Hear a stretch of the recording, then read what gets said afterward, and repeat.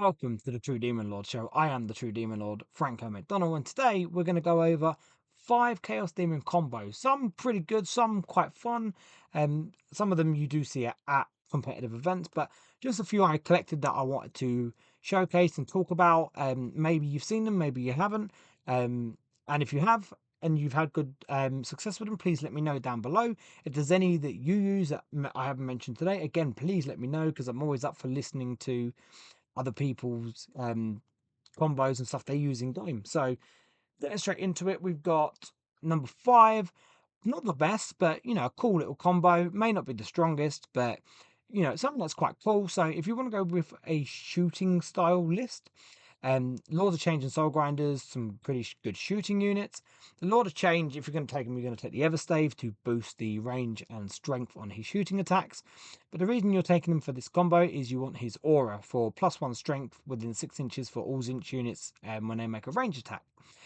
Then you take the Soul Grinders, you give them the marker Zinch, obviously, because that gives them the Zinch keyword, meaning now they can get the +1 strength for their range attacks from the Lord of Change. And then they also gain the Warp Gaze range profile, which is D3 shots at strength 12, -2, D6 +2 damage.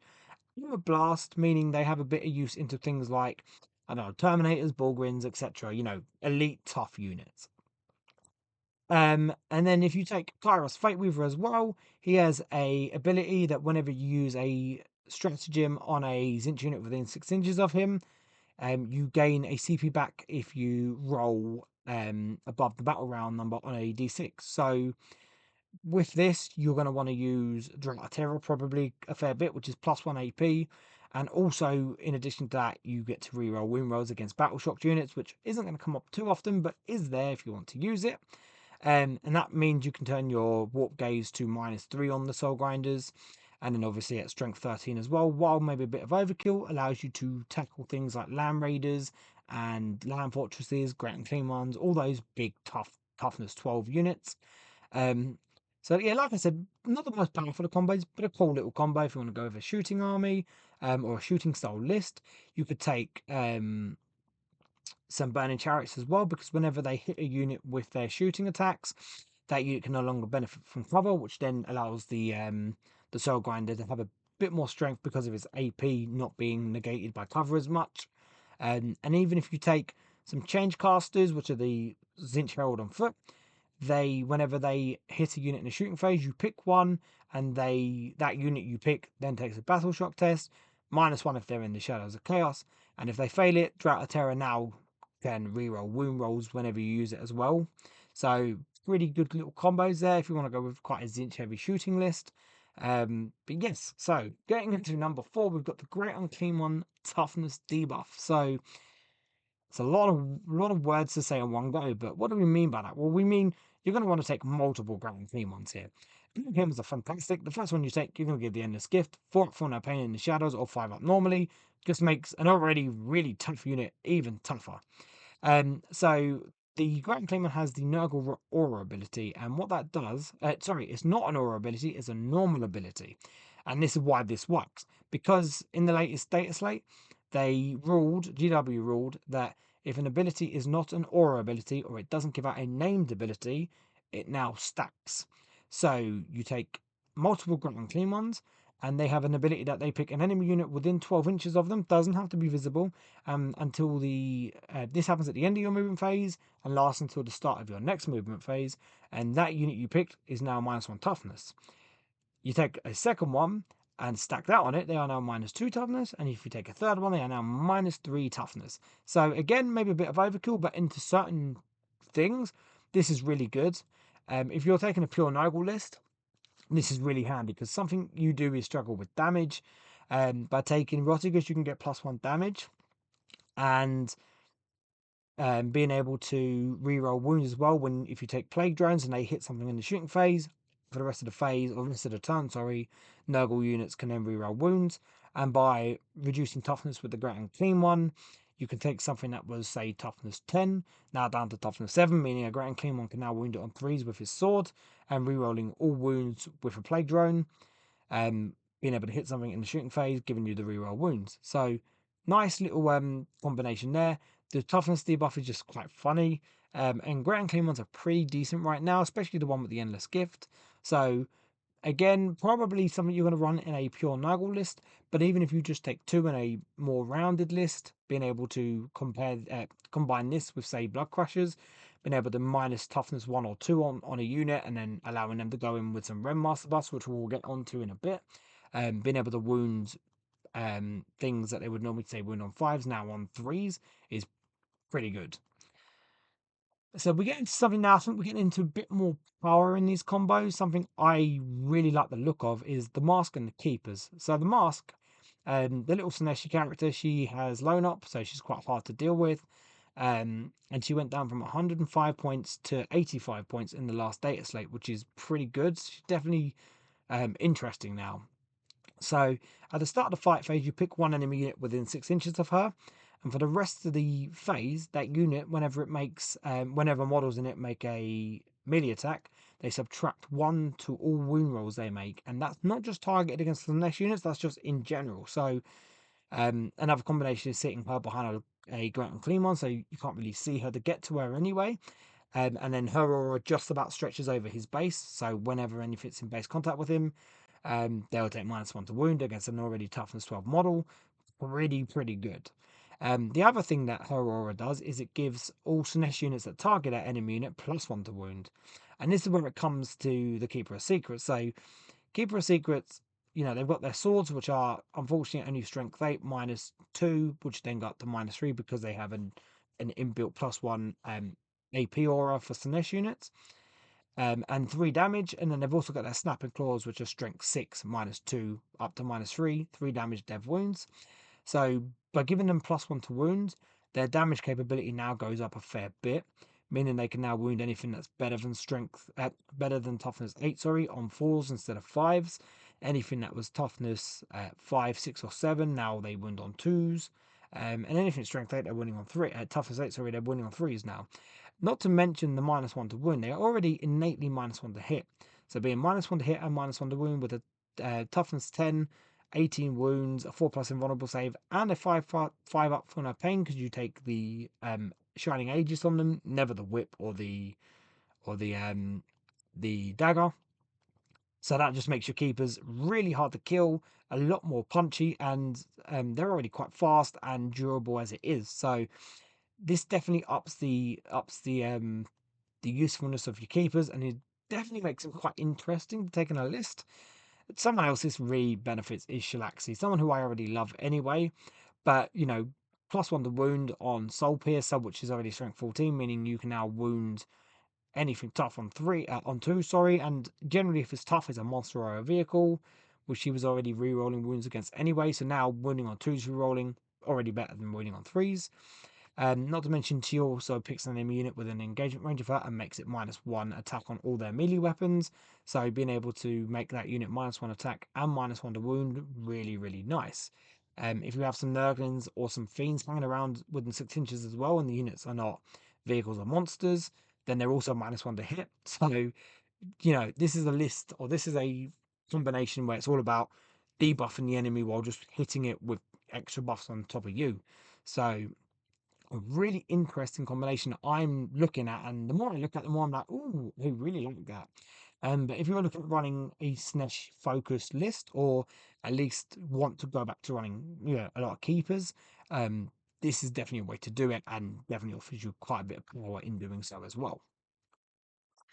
So moving on to something that's quite common as of right now is the Renmasters and Blood Crushers. Now, this could be any Khorne unit because the Renmasters buff all Khorne, but the reason we come with Blood Crushers is because that's the most common combination, and they are probably the best unit aside from Renmasters for Khorne, and probably benefit from the Renmaster buff the most generally.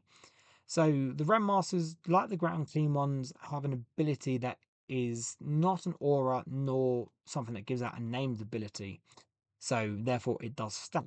And Blood Throne ability is they pick an enemy unit visible to them at the start of the fight phase within 18 inches, and for the rest of the phase, anytime a Khorne unit targets that enemy unit, they get +1 strength, AP, and damage, which is pretty insane.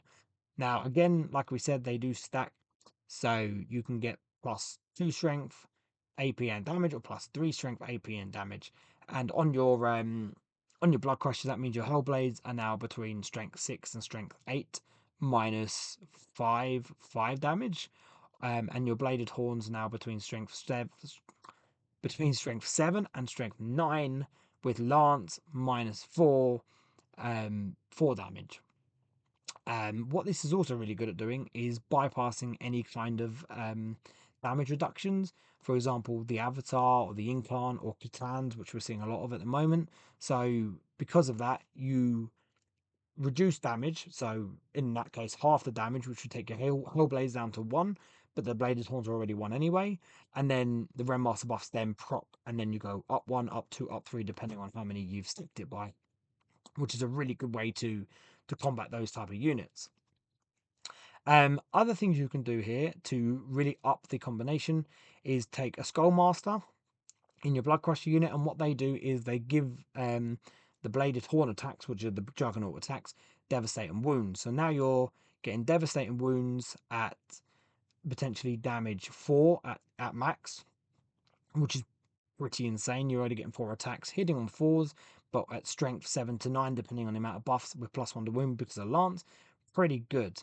You can also take a Bloodthirster, which gives you a +1 to hit aura within 6 inches, or Scarbrand, who gives you +1 attack for the Hellblades. It won't affect the Bladed Horns because they're an extra attack ability, which you can't modify the attack number of, but it will give you an extra attack on your on your Hellblades, which are quite nice. The other thing the Skullmaster does is he forces battle shocks onto any units that his unit charges, which then procs well with the Drought of Terror stratagem. So that gives you +1 AP, which again, stacking with all the pluses of AP you're already getting, probably going to cut through most armor anyway. But what it does do is if you hit any enemy unit with the unit you've targeted with the stratagem, you get to reroll wound rolls if the enemy unit is battle shocked. So just another way to ensure that they kind of walk into something, hit them with their impact hits, doing D3 mortals on a 4+ for every Blood Crush model in the unit anyway. And then also then just hammering them in with the rest of the attacks. So again, pretty brutal um, combination here that you can really employ and kind of take down almost anything in the game just with the amount of sheer damage and AP you can put out because of the Rendmasters.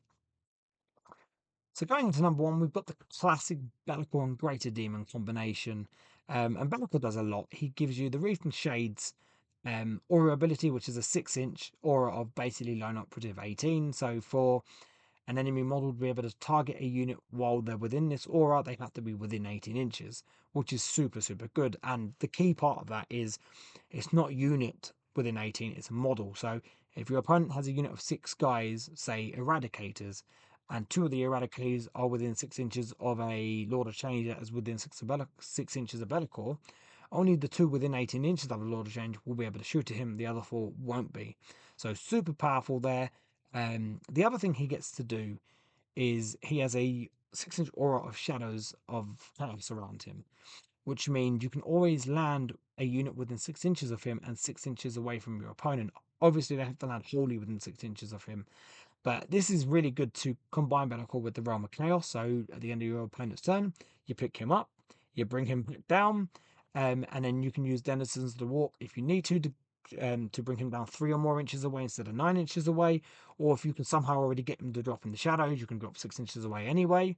And then this allows you to fit him into any kind of gap you need to get him into. Then you bring down, say, some Blood Crushers, Shalaxi, Bloodthirsters, whatever you want to. And you can bring as many as you can fit wholly within 6 inches of him. Bring them down and use Be'lakor like a drop pod, basically. And then you charge straight out and, yeah, basically crush your opponents. This is a really good trick to come behind your opponent's backfield objective if they don't screen properly. Drop, say, Shalaxi out or Blood Crushers out and just charge straight in, take your opponent's objective, kill the backfield, and then cause your opponent some real big issues. So while Bellacor's damage output lacks and he's not actually too tough, he's a really good synergistic piece for your list that just, in my opinion, he's the main cog that makes your entire list tick. You know, the lone op bubble is so good, especially when we're seeing a lot of Marines about with their horrible Ironstorm builds. Tau, which we might see a bit less of, but still, Votan and other units like that, or other lists like that, sorry. He's still quite crucial. And again, with the bubble of shadows, allowing you to drop in 6 inches away. The other good thing is he also lets you proc it for anything that you need shadows for example, enhancements like the Endless Gift on the Ground Clean one, keep him within 6 inches of Be'lakor. You can always use it for your Endless Gift to make sure you're always in the 4-up for no pain. The Lord of Change, so he's always getting a +6 inch range and +2 strength on his range attacks instead of +3 and +1.